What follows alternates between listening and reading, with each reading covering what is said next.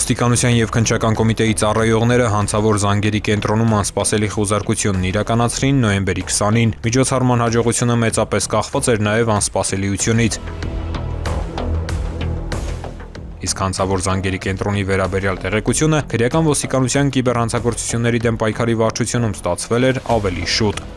Կիբերհանցագործությունների դեմ պայքարի վարչությունը համայնքային ոստիկանության գլխավոր վարչության ծառայողների հետ ձեռնարկած միջոցառումներով պարզել էր, որ մի խումբ անձինք նախնական համաձայնությամբ Արաբկիր վարչական շրջանում վարձակալել էին կոմերցիոն նշանակության տարածք եւ այդ տարածքում տեղակայել էին զանգերի կենտրոնների համար նախատեսված համակարգչային տեխնիկան։ Հետագայում ձեռնարկած միջոցառումներով պարզվեց, որ այդ զանգերի կենտրոնը ուներ հանցավոր ուղղվածություն եւ նախատեսված էր առանձնապես խոշոր չափերով համակարգչային հափշտակություններ կատարելու համար։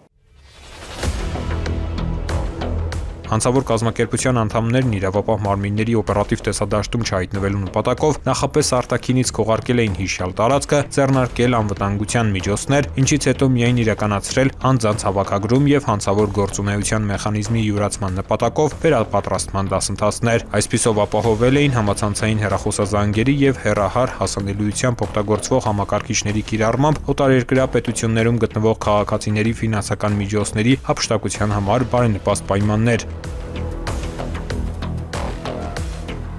Իդեպ Հայաստանում գործող նմանատիպ հանցավոր կազմակերպությունները փոխկապակցված են այլ պետություններում նույն հանցավոր մեխանիզմը կիրառող հանցավոր այլ կազմակերպությունների հետ, որոնք իրենց հերթին թիրախավորում են մեր հանրապետության քաղաքացիներին, եւ այստեղ հայտնաբերված ամեն հանցավոր զանգերի կենտրոնի գործունեությունը կասեցնելը նշանակում է հանցատեսակի կանխարգելում նաեւ մեր քաղաքացիների համար։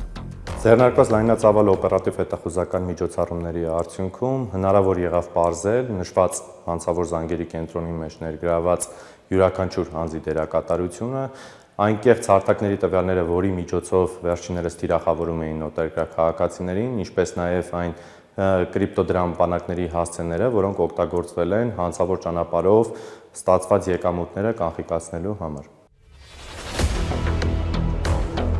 Հանցավոր կազմակերպության անդամներն ունեին նաև իրավապահ մարմինների անակնկալ այցելության ժամանակ համակարգիչներում առկա էլեկտրոնային ապացույցների ոչնչացման հստակ ուղեցույց։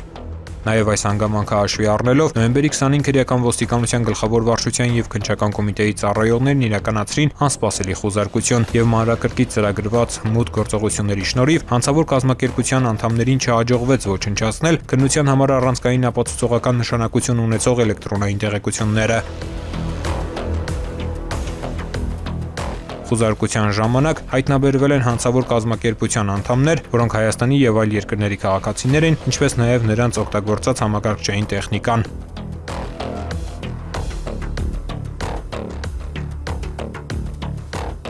Ձեռք բերված փաստական տվյալների շրջանակում քննչական կոմիտեում իրականացվում են համապատասխան վարույթային գործողություններ հանցավոր կազմակերպությունում ներգրավված բոլոր անձանց քրեադատավարական կարգավիճակը որոշելու ուղղությամբ։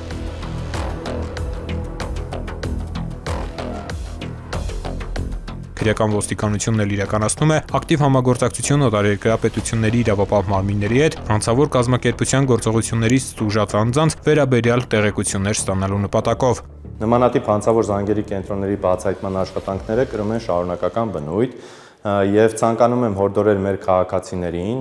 եթե ստացել եք նմանատիպ զանգերի կենտրոններում աշխատելու առաջարկ, պարզապես մերժեք այդ առաջարկները հետագայում քրեական պատասխանատվությունից խուսափելու համար եւ կխնդրեմ, որպեսզի այդպիսի տեղեկություններ ունենալու դեպքում դրանք փոխանցեք իրավապահ մարմիններին։ Ծանուցում ենթադրյալ հանցանքի մեջ կասկածվողը կամ մեղադրվողը համարվում է անմեղ, քանի դեռ նրա մեղավորությունը ապացուցված չէ Հայաստանի Հանրապետության քրեական դատավարության օրենսգրքով սահմանված կարգով, դատարանի օրինական ուժի մեջ մտած դատավճռով։